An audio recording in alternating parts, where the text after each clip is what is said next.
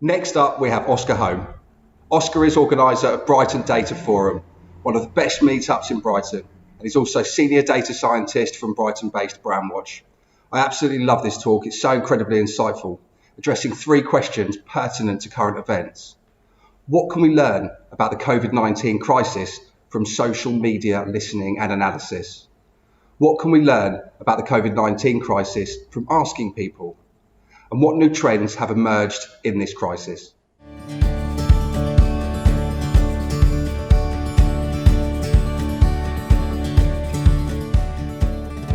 Hello, my name is Oskar. As a hobbyist photographer, I like taking macroscopic photos of tiny insects or portraitures of friends, family group photos, landscapes, but my absolute favorite is taking massive panoramas. That is to say, multiple images stitched together, taking in an enormous vista in a single coherent photograph. As much as I'd love to, I'm not here to talk to you about photography. Instead, I want to tell you what my friends and colleagues at Brandwatch have learned about the COVID-19 pandemic over the last month. I realize that all of you will have heard a lot of news about it already.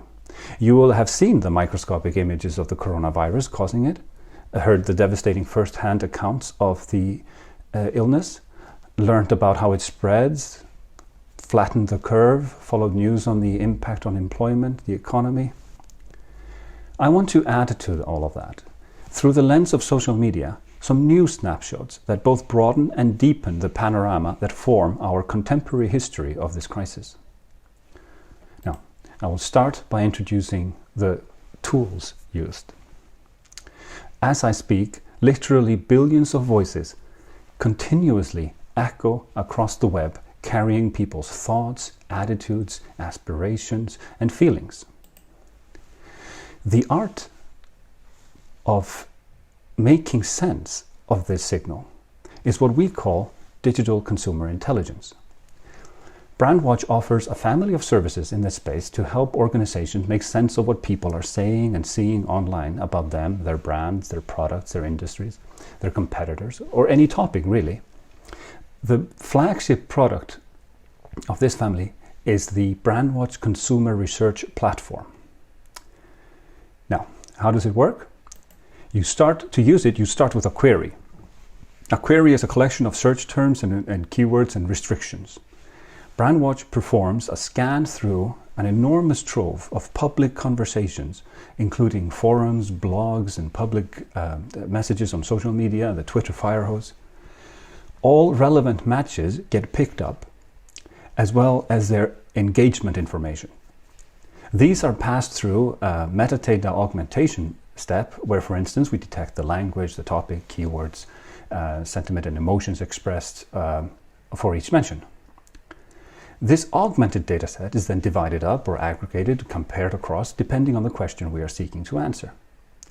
This process gives insight into what is being said, seen, or shared online, and can be used to understand what people in aggregate think and do.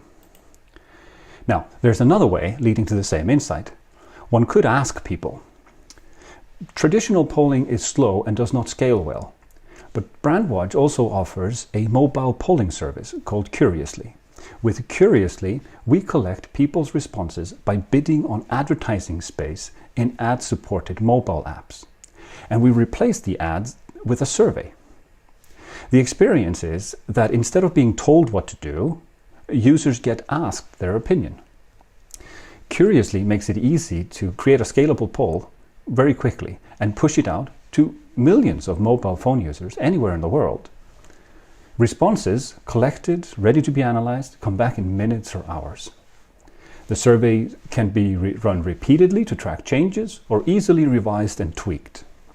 Curiously's polling methodology has been battle tested in recent elections and has performed extremely well. Using these tools, my colleagues at Brandwatch are collecting and analyzing tens of millions of online conversations on the pandemic each week.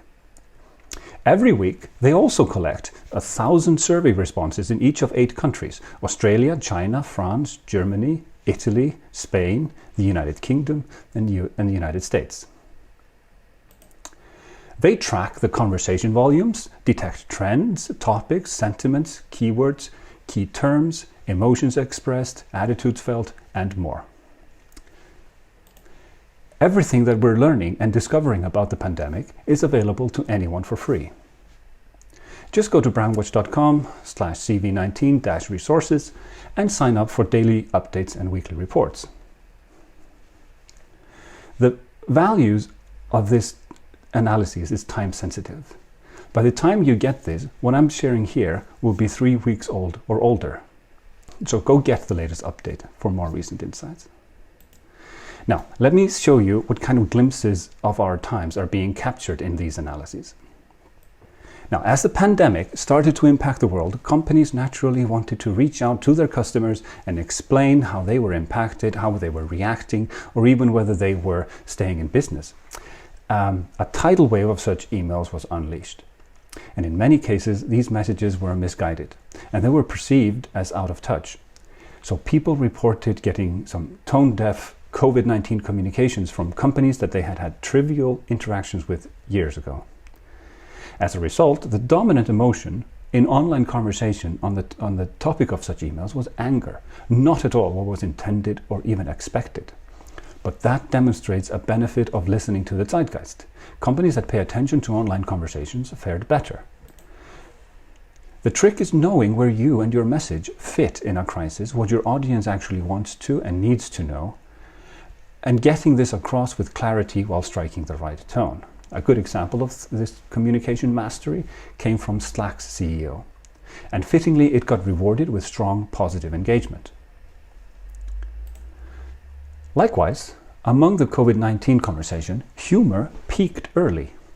In March, the top stories on Twitter that mentioned COVID-19 and earned the tears of joy emoji reactions were: number 1, a report that the Florida Police Department were offering free testing for coronavirus of methamphetamines.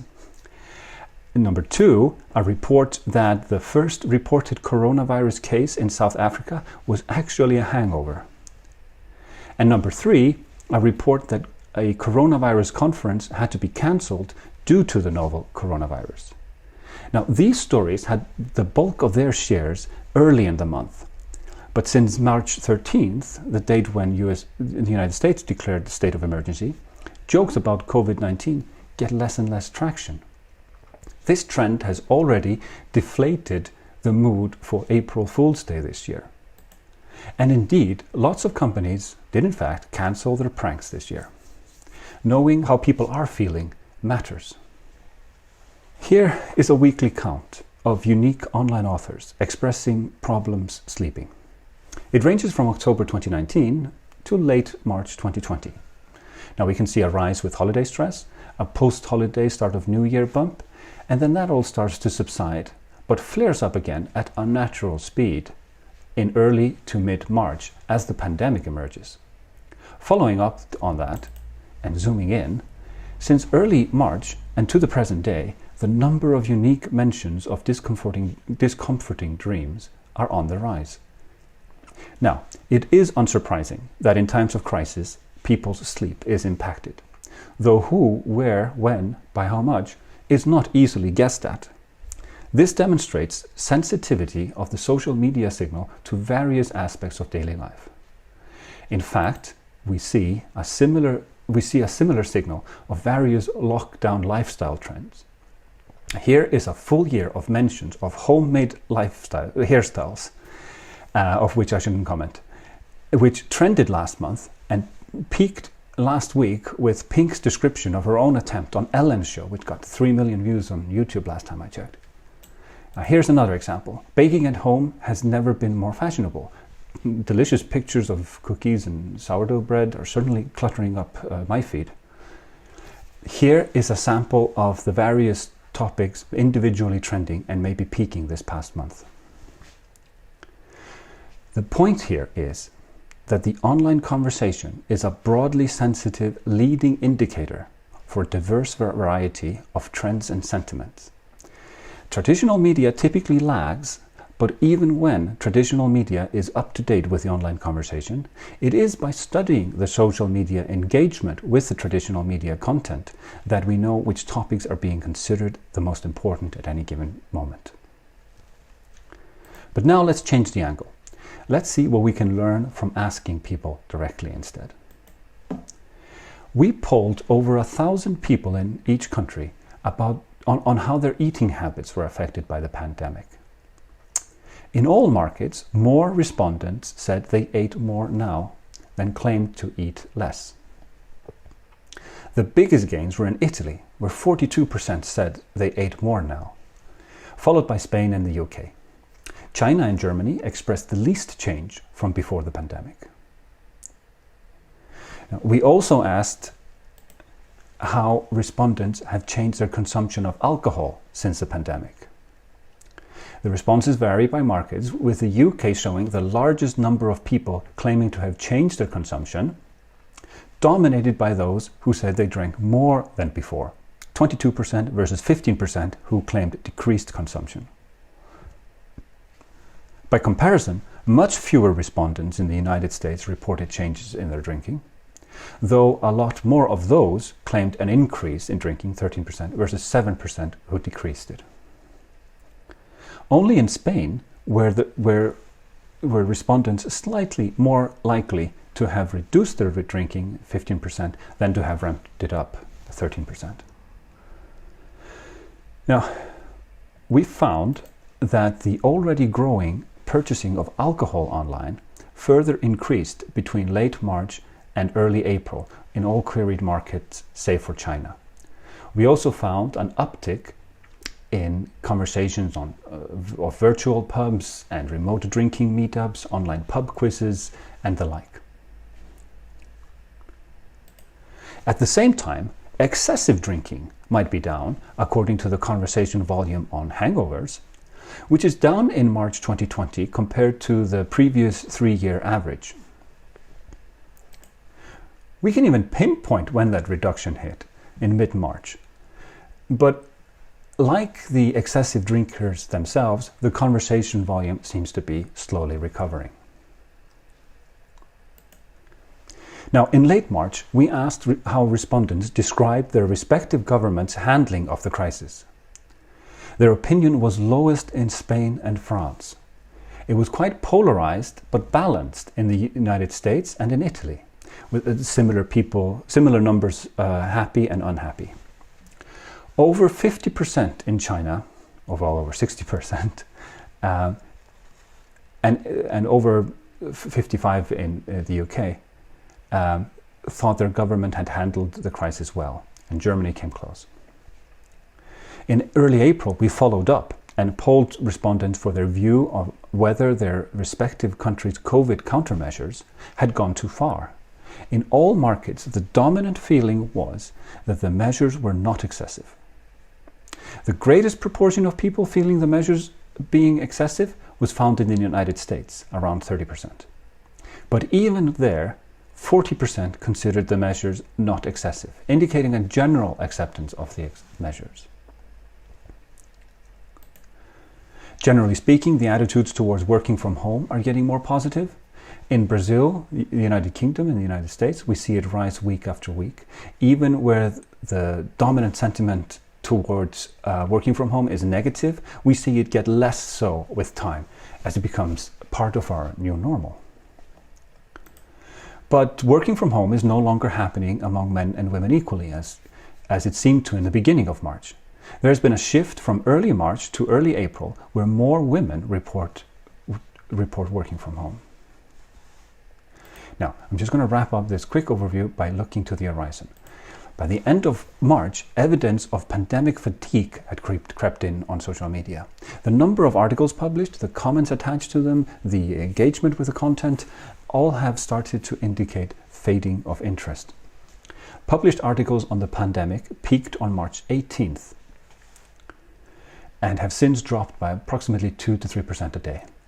Average count of engagement with the content has also entered a decline.